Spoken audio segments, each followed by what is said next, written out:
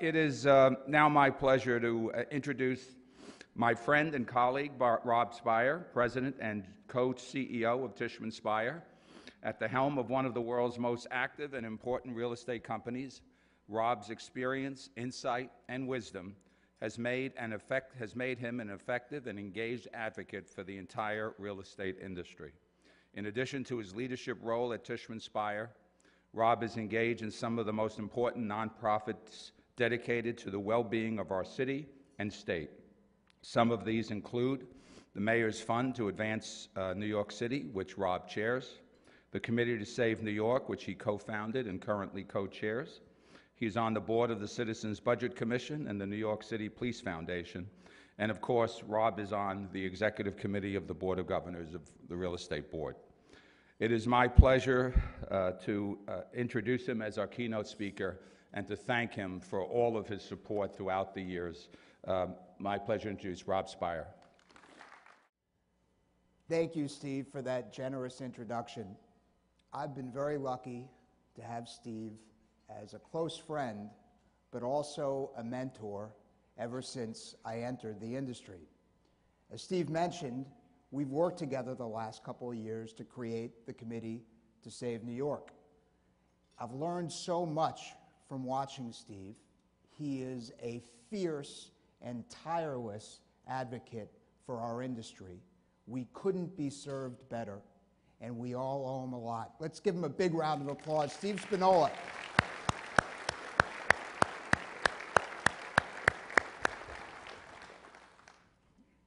REBNY, as an institution, is one of the things that makes New York real estate so strong and so valuable.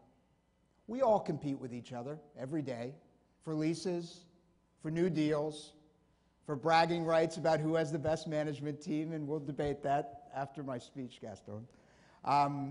But the fact of the matter is, while we're competitors, we are friendly competitors. And we understand that on issue after issue, our interests are perfectly aligned. Whether it's maintaining the quality of life in this great city of ours, whether it's making sure that America is competitive in the 21st century, whether it's keeping our fiscal house in order, City Hall and in Albany, or making sure our tax system is fair and conducive to a thriving free enterprise system. On all those issues and many more, we all band together, and together we make sure our voices are heard loud and clear. That is simply unique among industries in this city, and frankly, among industries in this country. I can almost guarantee you that Coke and Pepsi are not breaking bread this morning, but the Rudins and the Dursts are. And for that, we are all stronger and more successful. Something else unique about REBNY, and particularly this commercial management division. The world is watching you, and the world is learning from you. What do I mean by that? Lots changed the last 20 years in our industry, and some see real estate as just another financial commodity. But everybody in this room knows very differently.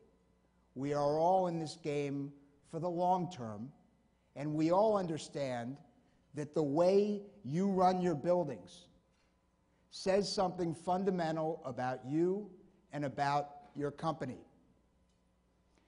And frankly, that is part of what makes the U.S. property management industry unique, because it is so different from how the rest of the world thinks about property.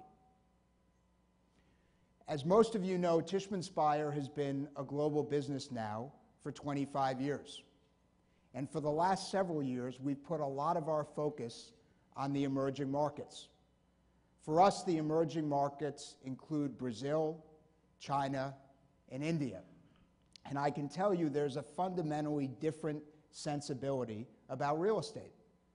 Real estate has been thought of as a hard asset where you can park your money, get a hedge against inflation, get a hedge against economic and political uncertainty. It hasn't been thought of as much as an operating business and an activist business. The relationship between landlord and tenant traditionally has been a transactional one and a short-term one. Tenants in high-growth markets are constantly moving from building to building as their businesses grow. Tenants expect little in service from their landlords, and landlords deliver little in service. Some things have changed in the emerging markets in our years doing business there. One important change has been the quality of construction. We've seen the last few years in India and Brazil, buildings start to get built to a higher standard. In China, we've seen a remarkable pace of change and some of the most cutting-edge architecture in the world. But if there's one thing I don't have to explain to this room, it's one thing to build a Class A building. It's a whole other thing to operate it. And these days, with multinational companies expanding into the emerging markets, they don't just expect to walk into a Class A building day one. They expect that in a year, 2 years, 3 years, that building is still going to be Class A. So for Tishman Speyer, the very premise of our emerging markets business is to make sure that we are delivering both the same quality of construction, but also, very importantly, the same quality of property management wherever we're doing business, whether it's here in New York, London, or Frankfurt, or whether it's in Rio, Beijing, or Mumbai. Now, this has caused a bunch of challenges for us without question, and the core to that challenge has been the scale that we're operating at globally. Let me tell you a little bit about that. In China, we have a development pipeline of 20 million square feet. In Brazil, we've completed 8 million feet, and we have another 8 million feet on the way. In India, we've completed about 1 million feet, and we have another 3 million on the way. That's a lot of buildings to manage. I want to tell you about some of the challenges that we've confronted and how we've addressed them. Start with a topic that has been touched on this morning by some of our award winners, and that's sustainability. New York prides itself, all of us pride ourselves, on being at the forefront of the sustainability movement. We have led the way for the world here in New York. Tishman Speyer has been rolling out that initiative now globally, and it's our belief that if you're going to make a building sustainable here, it's the same way you ought to do it in other countries. Take Brazil. In Brazil, we were very proud to develop the first LEED certified building in the entire Southern Hemisphere. We followed that by developing the first LEED Gold building in the Southern Hemisphere, and that building had the first cogeneration plant of any office building in Brazil. But as you all know, it's one thing to build to a fancy specification.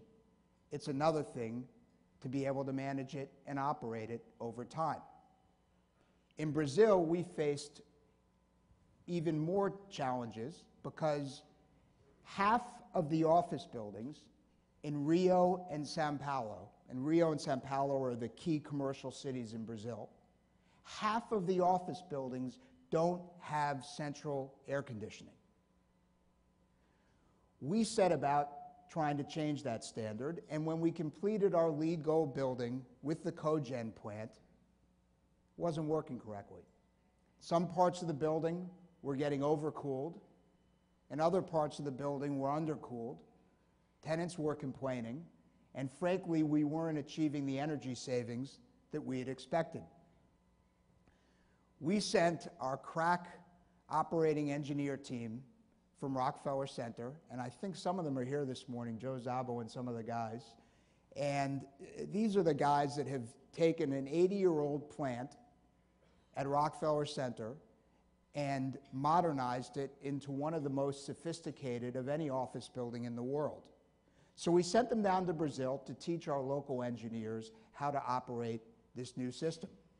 And it was terrific because over the course of a week, the Brazilians were so excited and eager to learn, and by the end of the week, they had acquired skill sets that put them at the top of their industry in Brazil. And we diagnosed what the problem was. When our system was designed, it was designed for a certain tenant fit-out, and when the tenants built their space, they ended up making some changes on the fly. So we obviously recalibrated the system to make sure it fit the as-builts. The building got comfortable immediately. And most astounding is that at the end of the week, in 1 week, we were able to reduce energy usage in that building by 40%, nearly half. And that's our way of doing sustainability. We want to have one standard, roll it out across the world. Sustainability is one thing, but want to talk about a less glamorous subject, which is preaching the power of preventive maintenance. All of you know that if you don't get ahead of problems in your building, they're going to get ahead of you. And what is today a simple repair and maintenance line item, if not dealt with, tomorrow is going to become a major capital expenditure. Now, this may seem like property management 101, but it's simply not a worldwide practice. Let's take India. India has probably the most cost-conscious corporate culture in the world. And when managers are trained, and this goes across industries, not just in real estate, they are taught to focus like a laser beam on their cost structure. We set out to do things a little bit differently. We went forward with our first project in a city called Hyderabad. We picked Hyderabad because it's a city that's been targeted by many of the multinational companies that have been outsourcing jobs there. We hired Paycobb Freed, world-famous architecture firm, and when we commissioned the building about 18 months ago, it was widely considered the finest office building in India. I travel to India quite frequently, and I went there about 6 weeks ago. And we hired a terrific general manager who is an ex-lieutenant colonel in the Indian Army. This guy is intense, smart, well-intentioned. I think some of you know we like hiring ex-military guys like a certain lieutenant colonel. We try to actually keep the enlisted guys and the officers in different buildings, but it's been a good people strategy for us. And when I met the lieutenant colonel at the building, everything looked terrific. The landscaping was immaculate.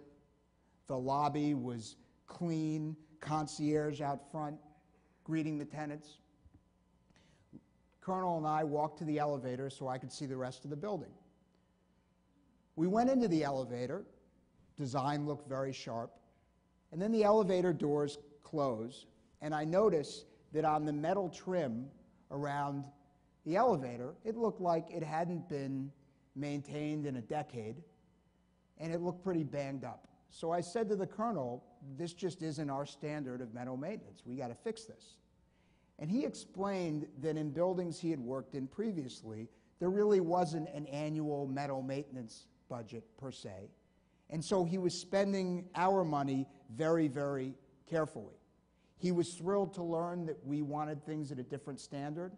And I can tell you that 6 weeks later, there's probably not a spiffier elevator cab in our entire global portfolio.